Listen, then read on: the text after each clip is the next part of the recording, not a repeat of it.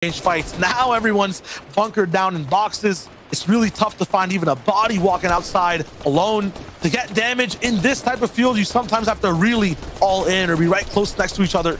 Box fighting, Axe Force, Robot, and Nyan. As a result, max zone pull, also below Surge.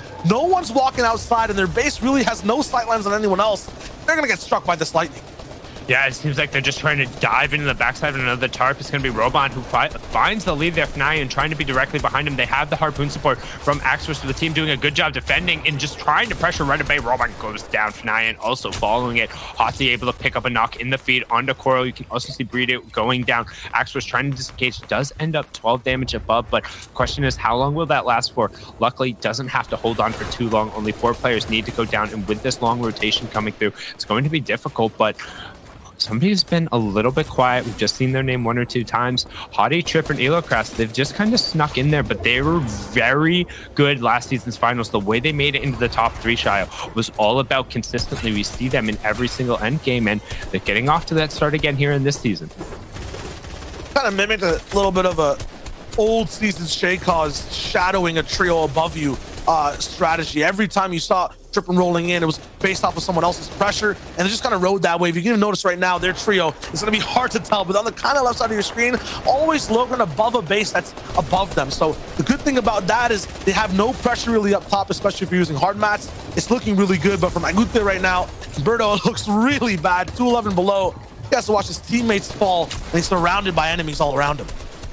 Enemies at the gate, enemies at the door, no shields, and Storm Surge at your back. Unfortunately, going down there and going down outside of that next round of placement points. Storm Surge will turn off as we have 50 players left. We're into those full moving zones, so consider this the transition from the mid game into the end game. And guess who's always on height? It was his name for a while. Aqua posted up there, but it's not super gonna matter because we're yayi-eating way away from the mountain, out into the open space, down towards Camp Cod we go. And everyone's just kind of like, okay.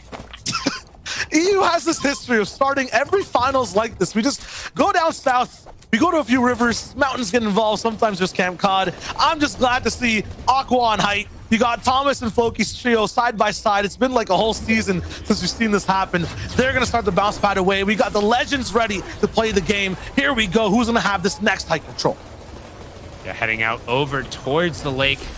Can see Aqua just trying to get towards the backside of the zone, recognizing, getting whatever information he can. However, the high ground priority right now is going back over to them as they're going to re-hit another one on the launch pad. So good job to find one of the recycled ones and know that they can then take priority position on anybody and build over the top instead. We're going to dip on down. Thomas HG with the priority position on the low ground, trying to about face, find somebody rotating late. You see Anas dig an elimination onto Scram. Hossie ends up going down right after I called them out. Unfortunately, Trippin going down too. It's just going to be Illocrafts trying to carry that previous top 3. We're also into that top 17, so we have cascading placement points. Each trio drops will equal 1 other point. So the battle for high ground comes out, and Anas, Thomas, and Queasy take it without much of a battle. They're able to ramp up, but it's not that secure on the backside. Yeah, and it's also going a little bit more south, so every time they build outer layer, they lose about, or gain, I would say, a few layers of height as well. They're going to be super high, so vertical. No team next to them is going to be huge for defense on any launch pads. A pump getting hit to the head of Karma. They do a little bit of a very, very low pad that just gets their guns out immediately as well. Malabuka, Mustache, and Shiza will be alive all the way towards the mid ground. Usually we see them a little bit lower. They might go down as well. We're pulling back up now to shores to a hill, so it's going to be a good idea to stay here and not be close to the dirt. Elocrast picking up a few in the feed as well. Xenolith goes down. Malabuka with a triangle edits, looking for a shot and lands it. It's going to cost Mustache's life, though. It seems that this trio's a little bit split, and they're in trouble. They're in trouble with sitting on 5 eliminations already, racking up the points, 20+ points in a low ground priority with a duo. Still plenty of room to operate. Aqua up on height. We're going to swing back on over to Taste and Pepper's pop, looking for a little bit of room to pop points as well here. You can see some spray over on the side because he wasn't able to cover his 3 o'clock there, but now going to drop down, takes another damage, but it doesn't matter. Taste quick 180 with a charged shotgun. Bifrost splash, gets splashed right there, but right now Reason ends up going down. Taste and trying to find a quick reaction shot, ends up missing that one and takes a big whack in return. Chapix needs to drop down and get back to him because only 4 builds on Tayson, trying to see if there's any utility split over, but no, it's just a medkit being dropped from him, which is a time investment as well. He says, nope, we're going to try and make the play, and right as to make the call, he's going to stop for a second. We get a check on the wide. Chapix takes a ton of damage. That's Stormer and Kiriachi on the backside of the zone. Clement trying to get ahead, and high ground. Aqua and Co just raining shots down as Thomas and Anas are left without Queasy, but sitting on 4 eliminations and a decent amount of room and still tons of shields and utility. My lord. They're looking real good. I mean, the best thing I'm looking at right now for this endgame, though, 2 very strong nodes of trios alive. High ground, Fastroki's doing a lot of work to keep people down, and they're getting sent down to Clement for picking up Elam after Elam on the low ground. I believe they're all still alive. Tayson has nothing left. Surprise, surprise, you're going to get taken out. Chapvik's now the last hope all the way on the bottom side. Look at how far up and just absolutely alone these guys are on high ground. They're waiting for the game to end, that last fight to come in. Why? Because they have 7 Elams. They've done what they need to do in terms of getting as many points efficiently as possible. Sundown, they're just looking for the victory royale.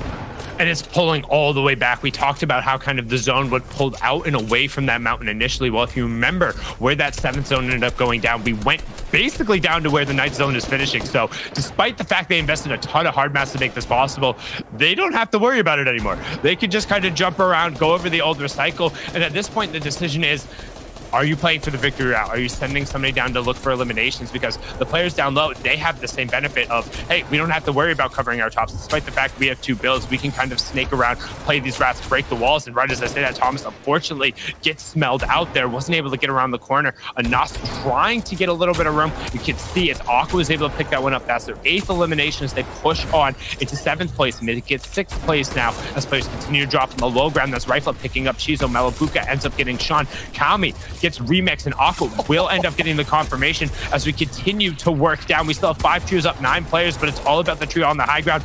9 Elams trying to make it 10 as more Elams happen on the low ground, and CRR goes down. It's going to come down to the drop as we have Cammy and Clement both healing down the storm. Aqua is out there. He's going to end up falling, and Cammy looks to steal away this victory royale with the chug splashes in the back zone.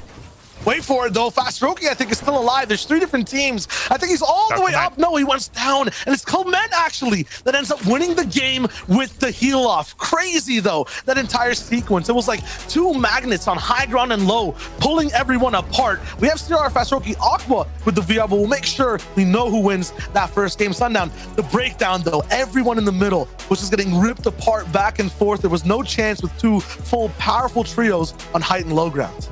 And I think it's super interesting because despite knowing where the victory royale were, there were a ton of eliminations that went over to Aqua and his team. There are a bunch of eliminations to Clement on the low ground. I feel like the top of the leaderboard is just ate up almost all of the points. Their top 5 is going to be so separated. Even after just 1 game, we're going to kick it on over the desk. They're going to break it down and let us know what we missed. This first game, Levin, Reese, my goodness, I don't even know what to say, but I feel like it has perfectly set the tone of the competition just to kick things off here. I mean, we're seeing teams trade places, high-profile teams slam into each other. I mean, what the heck is going on? Well, that's the minimum standard in the FNCS finals, right? So, you know, that's what we've come to expect. Look, that was a crazy first game. The height takes are always going to be a point of interest that we will follow throughout the day. But this team here, Clement, I think they'll be on top of the leaderboard after game 1. Of course, they didn't win the game second, I believe, right? But they had 11 eliminations. That is insane. They're not a team that typically has loads of eliminations, right? That's not what they're known for. They're known for getting second places,